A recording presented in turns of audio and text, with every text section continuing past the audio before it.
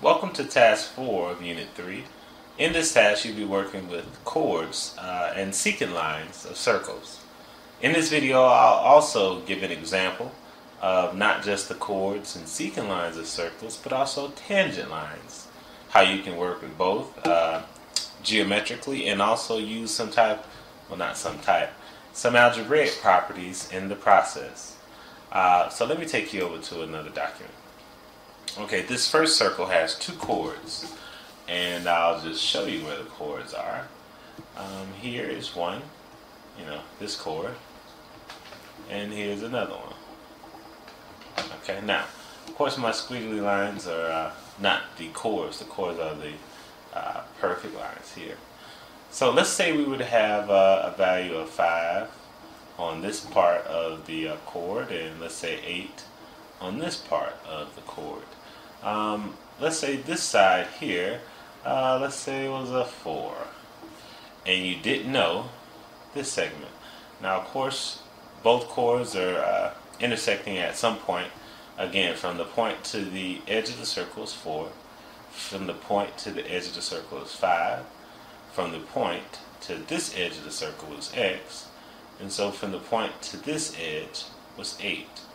In order to solve this type of problem, you would go at 4 times x, and let me draw that parenthesis a little better, equals 8 times 5.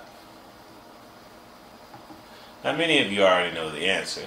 It would be 4x if you distribute that 4, and multiply 8 times 5, you get 40. Well, the number we would get if we divide by 4 on both sides is that x equals 10. Okay? Now, again, that's with intersecting chords. Another type of problem, this is what I referred to in the intro when we start working with secant lines, is let's say we use the same types of numbers. Let's say we go at 5 and then an 8 inside. Again, this secant line intersects a circle here, and it also intersects a circle here, but again, the 5 is for the point to the circle. The 8 is for the circle to circle. This is the chord here. Okay. Another secant line is from that shared point to the circle, and you kind of create that chord here to this other point. Now we said this was x. I'm sorry, that was 4. And let's refer to this as x. This problem will be set up a little different. You always take the outside times the whole. And when I say whole, that is W-H-O-L-E. So for instance, for the top secant line, it will be 5 times the whole length, 5 plus 8 of that secant line. Alright? That would be equal to 4 times 4 plus x. Now, the 5 times 5 plus 8, well, if you work with what's inside, you could say that would be 5 times 13 equals 4 times 4 plus x. So now let's distribute. I don't like how that 4 looks, but hey. 5 times 13 is 65 equals, let's distribute the 4. We get 16 plus x. Well, I'm sorry, 4x. Now, subtracting 16 on both sides.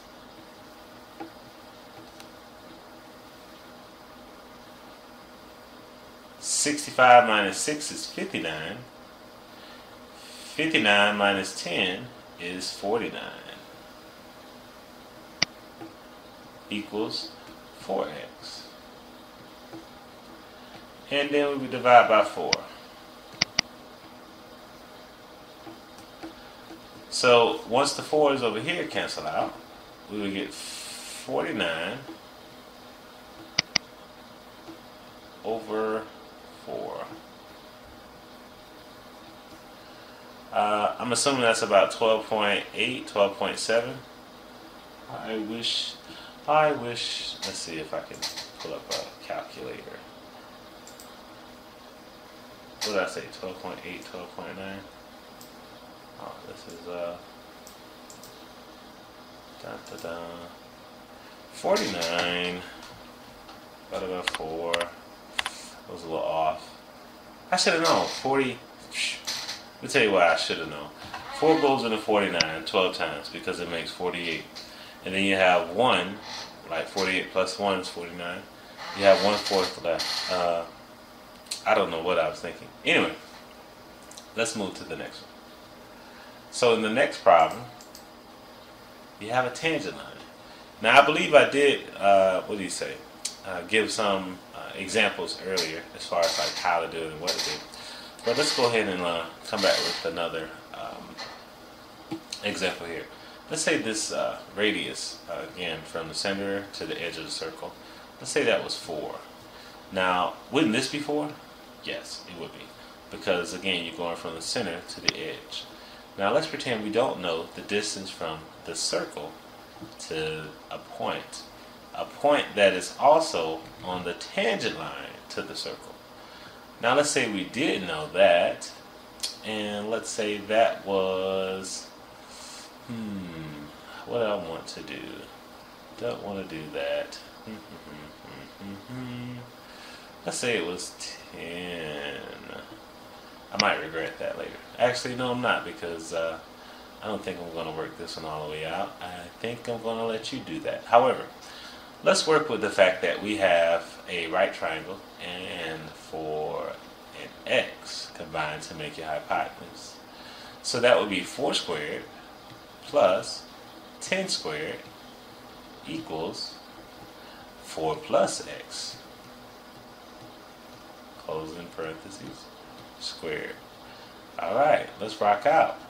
So 4 squared is 16 plus 100 equals, and you have to distribute this. So before you make the mistake, I'm going to go ahead and show you that it's probably always best to write that 4 plus x twice. Now I'm going to finish with the next step. You'll get 116 equals 4 times 4 is 16. 4 times 4x is 4x. X times 4 is 4x plus x squared.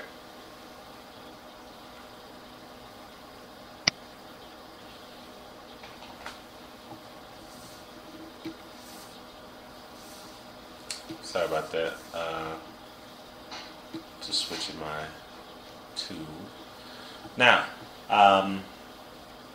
in this case, we're going to get a quadratic. Alright. I just can't help myself. Subtract 116 on both sides.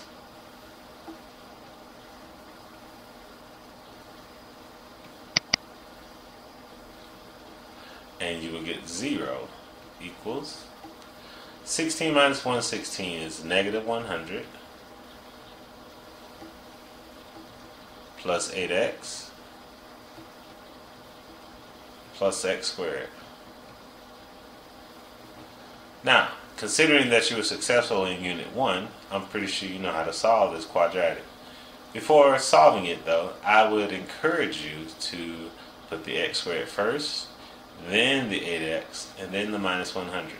Again, there are a variety of ways to do it. You can do it graphically, you can do it, you could say analytically, but you can also do it algebraically. Quadratic formula, again, graphing it, and I'm not going to tell you the other ways. But I certainly hope you enjoyed the video. Be sure to ask questions if you have any, and good night or good morning.